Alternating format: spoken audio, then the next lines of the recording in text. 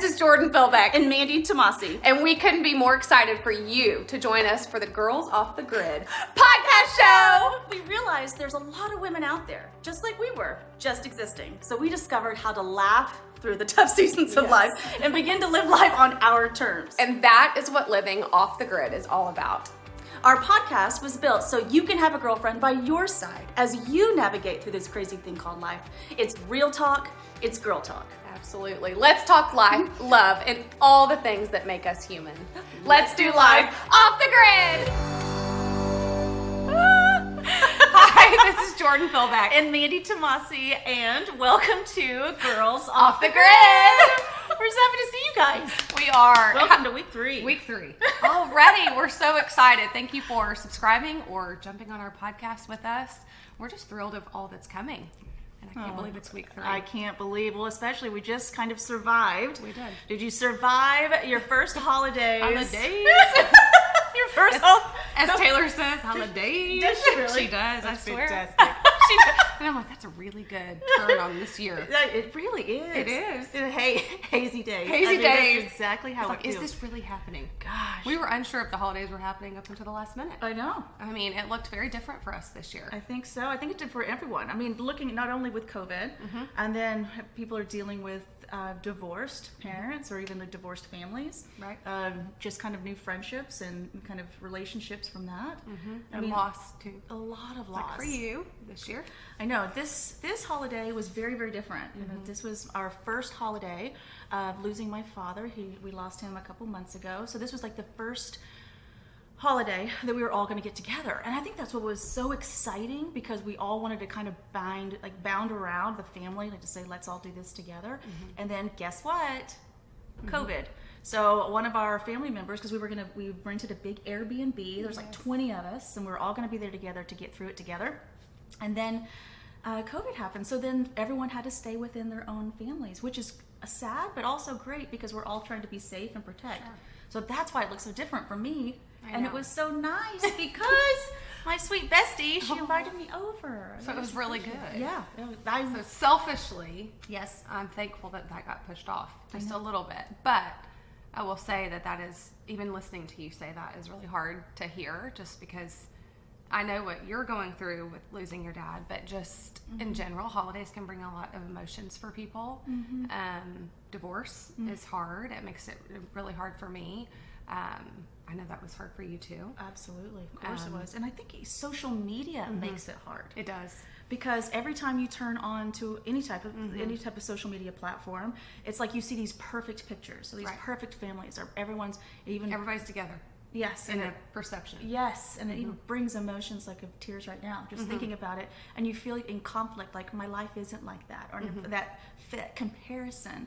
It's that subconscious comparison of my family doesn't look like that. And I think holidays can be very difficult for so many people. Yes. And I think that's what's exciting is that you're not alone. I think it happens to all of us. It does. Definitely for me and for you too. Yes. And how we kind of overcame that. Yes. I mean, you invited little Sophie and me over, and you guys, it was incredible. I felt like family. Yes. And I think that takes us into our next. It really is. It's like your family are the friends that you keep. Absolutely. It's not necessarily blood. No. It's who you choose and who you say, you know what, I want you part of the important things in life. And so even with the sad things of loss or divorce or COVID or not being able to travel because of newborns or health reasons, and I'd love to see all my family every holiday, but it's just, life evolves in ways that we don't understand sometimes. And so for me, it was so joyful to have you there. I've always wanted a Friendsgiving, but it's like, finding the joy in the different times is so important. And so I've been trying to consciously make a decision.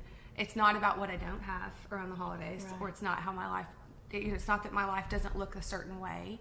It's that I have a certain life. Like, how amazing is it that we got to be together? Oh, it was. How amazing is I got to be a part of my family. It truly felt like a miracle. To feel so included. And for myself too, kind of growing up in a divorced family, and for myself, feeling misplaced in my own family, and then having my daughter, you always look to see where do you go. And so for you to open up your home for my daughter and I, No, it makes me cry. It was such a joy, and I could see Sophie's joy. When you asked, I think it was your sister-in-law that asked Sophie, like, what are you thankful for this Thanksgiving?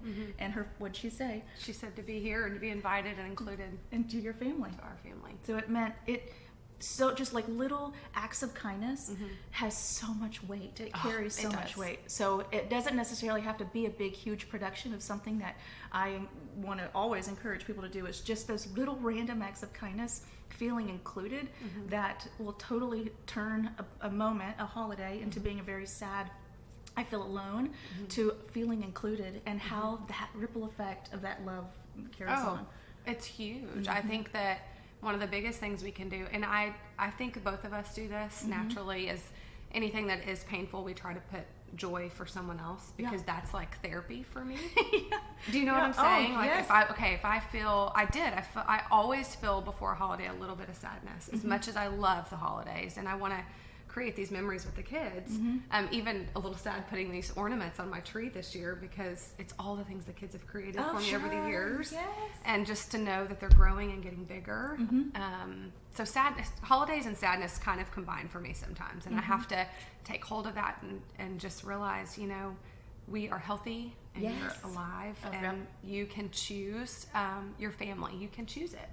And that for me was a big switch of having you. It's like having a sister, having a friend that gets you and wants to be involved. And holidays can bring about a lot of stress too. Yes, I want it all perfect. Well, you're right. Again, that sense of idealistic way of what holidays are supposed to look like. I think so. That social media puts that heaviness on us. Of like, did I coulda, woulda, shoulda? Is my table Pinterest or not? I know. Is it all aligned? And and at the end of the day, it really was the laughs. The laughs. I mean, when I left, just thinking, I just cannot stop giggling and laughing at how much fun we had. And it took away from the ideal of what a holiday is supposed to look, and really enrich the things that we have. And like you said, turning the sadness into happiness, and like being so grateful of the little things. I'm so thankful for our friendship, and meeting your family and having them and for them to take part in Sophie. Like, again, it's like love breeds love. It does. And that, to me, I just exponentially, I cannot say thank you enough for the joy that you gave our family, and for Sophie and I, and that whole weekend. Everything just had a different shine to it, and I felt so alive. And then getting on social media and like wishing everybody happy Thanksgiving, instead of going, wow, sometimes you can have that moment of like, well, I didn't, and then to turn it around, it's just so, I'm so grateful. Well, thank you. Grateful. I love that piece of what you said. So moving forward into the holiday, something I really want to do is think about people that aren't able to travel, that don't have their family, and make sure you just, even a text or a message or a note in their mailbox. So I took Taylor, and we chose 3 people to drop a note in their mailbox for Thanksgiving. I don't do cards or for Thanksgiving, but and this year for Christmas, I've kind of fallen off the wagon on that one. I know, that's a good question. Well, good question. Who here does Christmas cards? Well, normally I do. I have not done that this year, but so that is something I love doing, is just leaving a note for somebody. Like, I just thought about you, and I want you to know it. That does a lot for like the trickle effect of what you were saying. It makes them go, oh my gosh, I was being thought of. I was thinking, someone thought of me. That's great. I'm glad you brought that up, because that's something I'm definitely gonna. You're gonna do it. Yep, I'm gonna implement that. But it's easy to do, and it doesn't cost anything. I love it. You just go drop it in the mailbox, and it makes your kids do things too maybe they weren't used to doing, or some way to touch a family, someone that can't travel, and be with others. So I think it's a great idea. I think we should implement it. Let's do it. Let's do it. Holidays are different, so we got to do some different things. That's true. Because that was something I haven't done. Yeah. I got a one up on her. I was gonna say I've never done that. I'm like, Mandy, don't put yourself in that box, girl. Don't you put yourself in yet. She hasn't done it yet. That's it. I need to keep putting. I need to remember that. You told me that years ago. I need to always yet. I need to keep that in. It's important to say yet, because I bet she does it next week now. Oh, girl, I'm doing it today. We've got an after-school project. We've got new holiday traditions. Exactly. Taylor's usually like, oh, Mom. Mom. I was like, no, this will be fun. You can sit in the front seat.